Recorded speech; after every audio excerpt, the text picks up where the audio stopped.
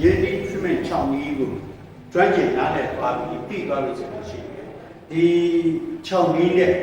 အပြင်အောင်လို့တစ်ခုမှာ watercolor အောက်လို့ကျွန်တော်သွားပြီးရေးကြတာဖြစ်ပါတယ်။ outdoor ရေးတာဖြစ်တဲ့အတွက်ကျွန်တော်တို့က studio type နဲ့ watercolor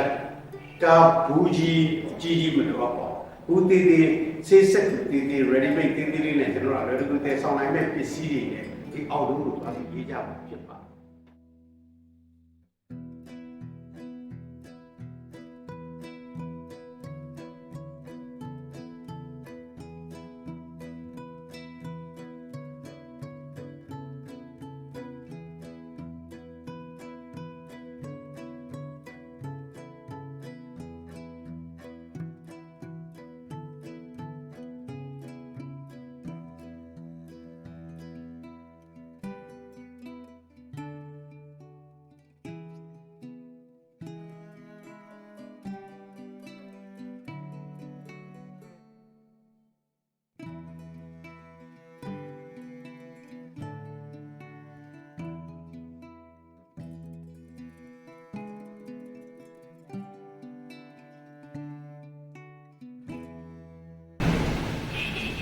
စာရေးတဲ့အခါမှာပထမဆုံးကြည့်တာက eye level ပဲ။ဆို eye level ရဲ့အကန့်အနည်းမြင်ကွင်းတစ်ခုမှာဘယ်လောက်ထိကိုရေးကျင်တယ်လဲ။ကျွန်တော်တို့မြင်တဲ့မြင်ကွင်းရဲ့အကျယ်ဝန်းကိုကြည့်မယ်ဆိုတော့အနည်းဆုံးကျွန်တော်က2မိုင်3မိုင်လောက်ရှိတယ်။အဲဒီ2မိုင်3မိုင်လောက်ရှိတဲ့မြင်ကွင်းထဲကနေဒီစာရွက်ထဲကိုထည့်ပြီးဒီမှာ position ရှိဒီစာရွက်ထဲမှာဘယ်လိုနေရာပေးမလဲဆိုတာစဉ်းစားရမယ်။ဘယ်လိုနေရာပေးမလဲစဉ်းစားတဲ့အခါမှာဒီမန္တလေးတောင်ရဲ့ဒီနေရာနဲ့ဒီစာရွက်နဲ့လိုက်ခဲ့မဲ့ space ကိုကစဉ်းစားပြီးပြရင်းမယ်နော်စဉ်းစားပြီးရေးပြီးပြီဆိုဒီ online ကိုကျွန်တော်စကောက်ပြီ online ကိုစကောက်တဲ့အခါမှာရှိနေတဲ့အရှိသဘာဝတွေမှာတချို့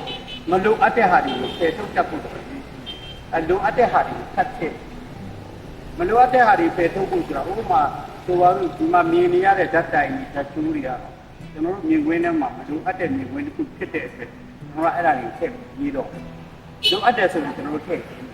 တော့ဓာတ်ကြီးဓာတ်တိုင်တွေကအလုပ်ရှုပ်နေတယ်ဟိုမှာပြတ်သက်တွေမှာပြင်ဆင်ထားတဲ့ညမ်းတွေရှိတယ်အဲ့ဒီညမ်းတွေကိုကျွန်တော်တို့ထည့်ပြီးတော့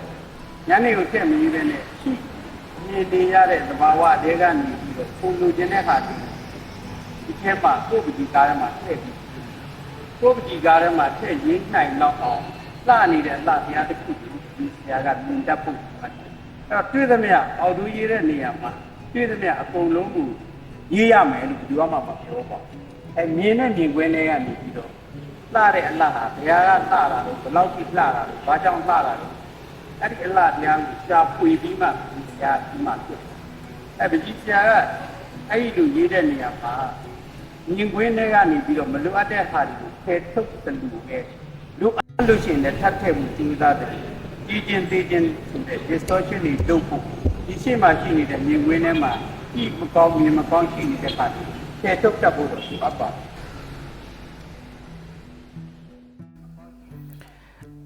artistry channel ကနေပကြီးအမှုပညာအကြောင်းမြမပကြီးဆရာများအကြောင်းပကြီးပြပွဲတွေအကြောင်းလက်တွေ့ရေးဆွဲပြသမှုတွေနဲ့ပကြီးအမှုပညာနဲ့ပတ်သက်တဲ့ဗဟုသုတများစွာကိုတင်ဆက်ပေးလျက်ရှိနေပါတယ်။ဒါကြောင့်ပကြီးအမှုပညာအကြောင်းအရာများစွာကိုလေ့လာသိရှိနိုင်ဖို့ artistry channel လေးကို subscribe လုပ်ပေးခြင်းဖြင့်အားပေးကူညီရင်းဗီဒီယိုလေးတွေကိုကြည့်ရှုအားပေးကြပါအောင်ခင်ဗျာ။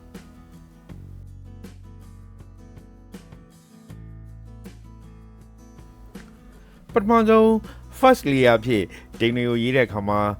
ရေထင်းရကောင်းပြီးရေများများထိန်းထားနိုင်တဲ့စုပ်နဲ့ရေးဆွဲစီလိုပါတယ်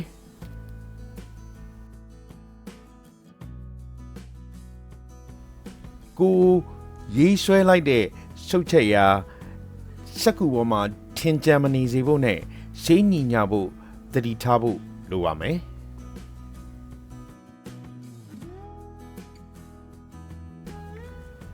စုပ်ချက်ကိုဘယ်ကနေညာကိုရေးဆွဲပြီးအပေါ်စုပ်ချက်ကိုထိဆက်လျက်နောက်ထပ်စုပ်တစ်ချက်ကိုရေးတာပါ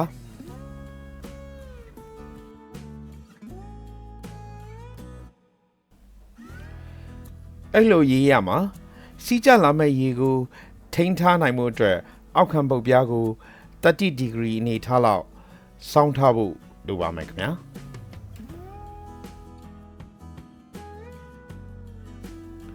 အယောင်အနေထားကရင့်ရမှနှုတ်ရကိုရေးဆွဲနိုင်မှုစုတ်ချက်တစ်ချက်ရေးပြီးပထမစုတ်ချက်နောက်ရေအနှဲငယ်စီရောပြီးဆက်ရေးခြင်းဖြင့်ရင့်ရမှနှုတ်ရကိုရော့သွားတဲ့ဂျုံတစ်ခုကိုရရှိနိုင်ပါတယ်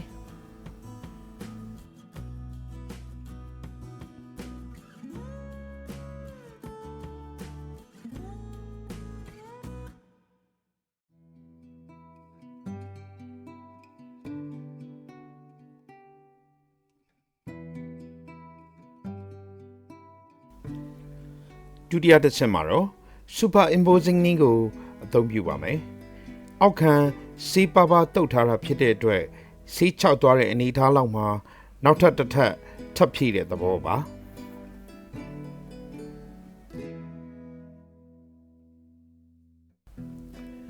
ဒုတိယတစ်ထပ်ရေးဆွဲတဲ့နေရာမှာ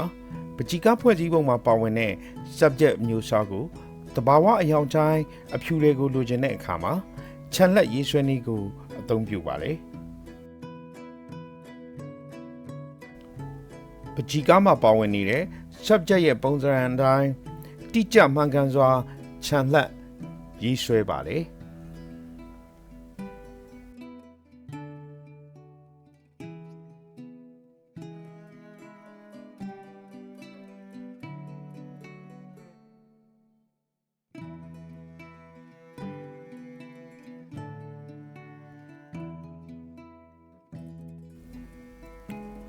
ဒီနေ့ခေတ်မှာ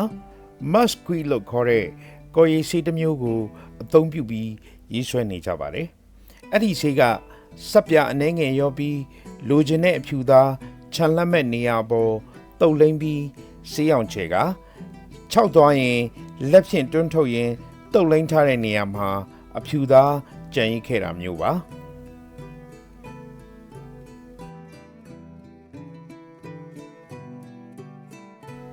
အဲ့ဒီဆေးကိုအသုံးပြုပြီးရေးဆွဲတဲ့အခါသတိထားထိန်းချုပ်ဖို့မလိုအပ်ဘဲလွတ်လပ်စွာရေးဆွဲနိုင်ပါတယ်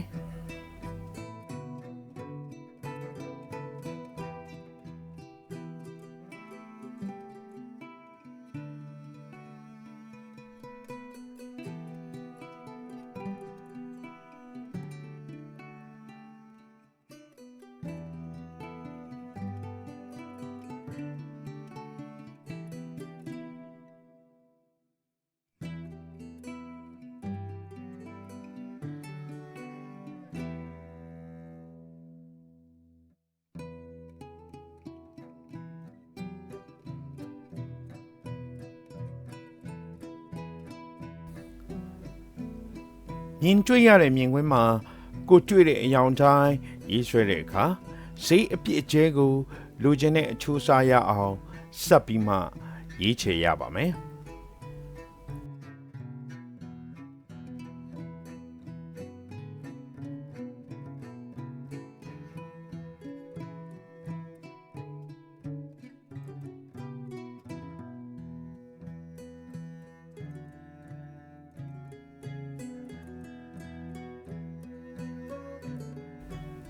ဆေးနဲ့ရေ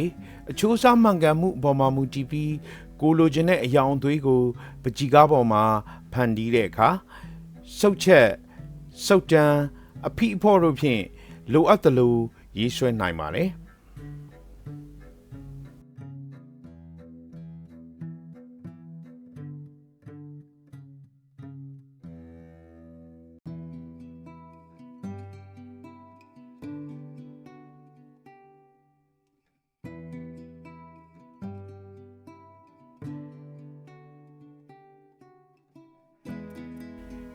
ရာသီဥတုအနေအထားအရရေနယ်ဆေးစက္ကူပေါ်ရောက်ချိန်မှာ6တွေ့သွားနိုင်တဲ့အချိန်ပမာဏတစ်ခုကိုလည်းပကြီးဆရာကသိနေဖို့လိုအပ်ပါတယ်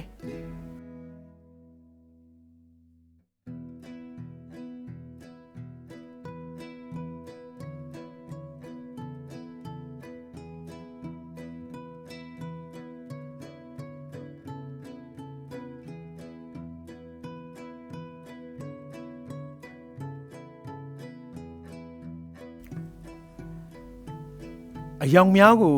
ရေးသားတဲ့အခါပထမတစ်ချိန်ဖြော်ဆက်ထားခြင်းက အသွေးနု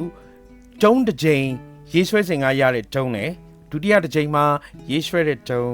တတိယတစ်ကြိမ်မှာရေးဆွဲတဲ့ကျုံးတွေဟာမတူညီနိုင်တာကိုပကြီးဆရာကနားလည်ထားရပါမယ်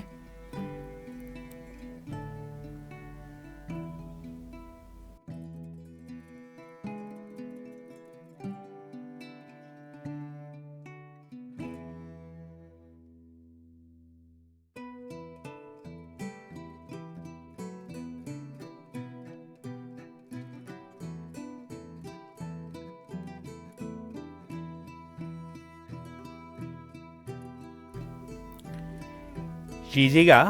ကျုံတစ်မျိုးတည်းကိုအကြိမ်ကြိမ်ထပ်ပါကကျုံများစွာရရှိနိုင်တာကိုနားလည်သိရှိနိုင်မှုကျွန်တော်အခုဒီဗီဂျီကားမှာရေးပြထားပါတယ်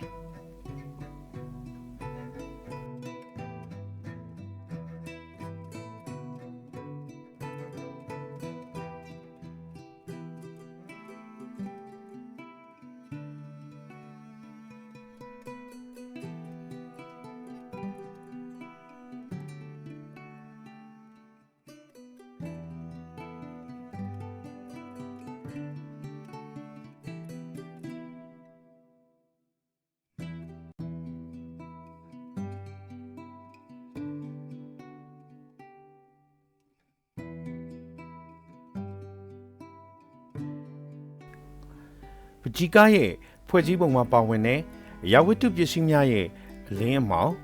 ရှေ့နောက်ကွဲပြားမှုနီးဝေးမြင်ခြင်းစတဲ့လိုအပ်ချက်တွေကိုပြည့်စုံစွာဖန်တီးဖို့လိုအပ်ပါတယ်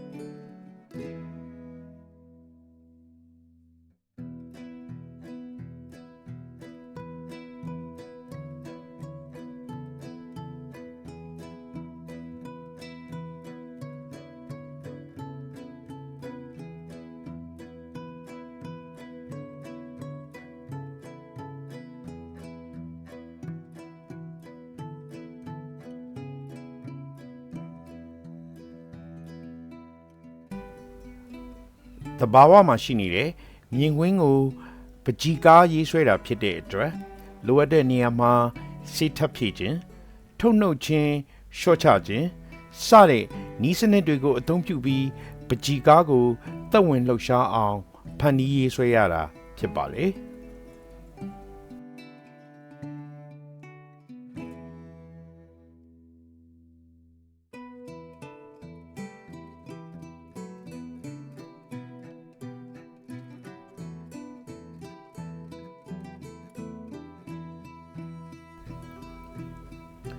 ရေးဆွဲတဲ့မြင်ကွင်းကိုမိမိစိတ်တိုင်းကျရေးဆွဲနိုင်မှုအတွက်အာယုံစူးစိုက်မှုနဲ့အယောင်တွေရဲ့သဘောတဘာဝရဲ့ဖြစ်တည်မှုသဘောကိုနားလည်ထားဖို့လည်းလိုအပ်ပါတယ်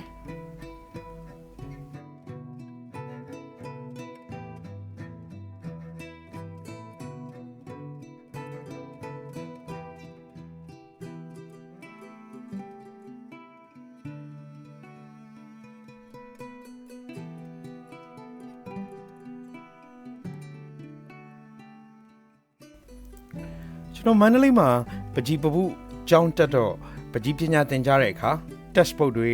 ပညာရပ်နဲ့ဆိုင်တဲ့စာအုပ်တွေဟာရှားပါပါတယ်။နိုင်ငံရခြားကလာတဲ့စာအုပ်တွေဖြစ်လို့ဘာသာရပ်ဆိုင်ရာကျွမ်းကျင်မှုမရှိဘဲပုံကိုလေ့လာကြည့်ပြီးရတဲ့သဘောပေါက်မှုကနည်းပါလေ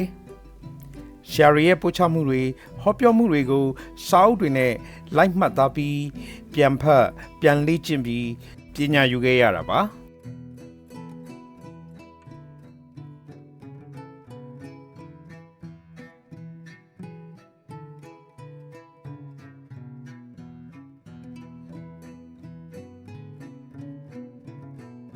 အဲ့ဒီအချိန်ကလေးကရေစေးပကြီးကိုစိတ်ဝင်စားနဲ့ကြိုးစားပန်းစားသင်ယူပြီးလေ့လာခဲ့တာပါ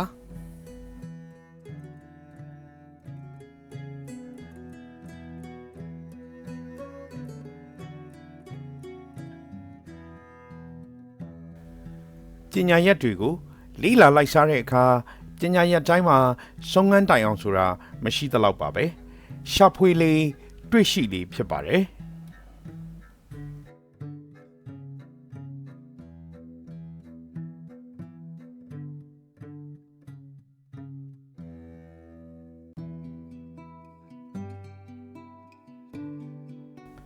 ကျွန်တော်ပြောခဲ့သလိုပါပဲ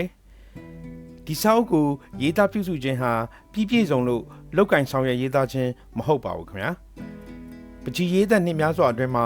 လေ့လာရှာဖွေစူးစမ်းရရှိရသလောက်ကိုကျွန်တော်အသက်ရှင်နေတုန်းအချိန်မှာကျွန်တော်သိသမျှတတ်သမျှကိုဝါသနာပါသူတွေပကြီးပပူเจ้าကိုတက်ရောက်ပညာသင်ကြားခွင့်မရသူတွေနဲ့လေ့လာလိုက်စားလို့စိတ်ရှိသူတွေအတွက်တစုံတစ်ခုသောအတိုင်းအတာအထိအကျိုးသက်ရောက်မှုရှိစေဖို့ကျွန်တော်ရေးသားပြုစုရခြင်းပါ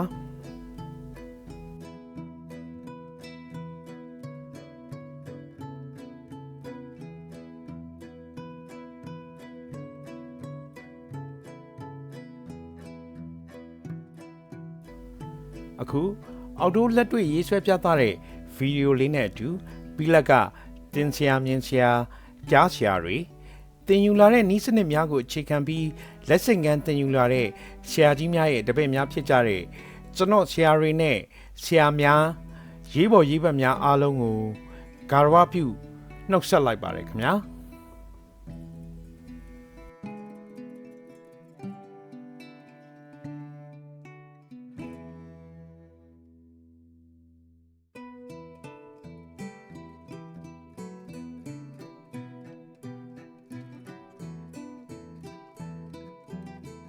ဗီဒီယိုလေးကိုအဆုံးထိကြည့်ရှုပေးတဲ့အတွက်ကျေးဇူးတင်ပါတယ်ခင်ဗျာဗီဒီယိုကိုကြိုက်နေတဲ့ရင် like and share လေးပြုလုပ်ပေးပြီးဝေဖန်အကြံပြုချက်များကို comment မှာရေးသားနိုင်ပါတယ်ခင်ဗျာပကြီးအမှုပညာနဲ့ပတ်သက်တဲ့အကြောင်းအရာများစွာကိုအပတ်စဉ်တင်ဆက်ပေးနေတာမို့အမြဲကြည့်ရှုလို့ရအောင်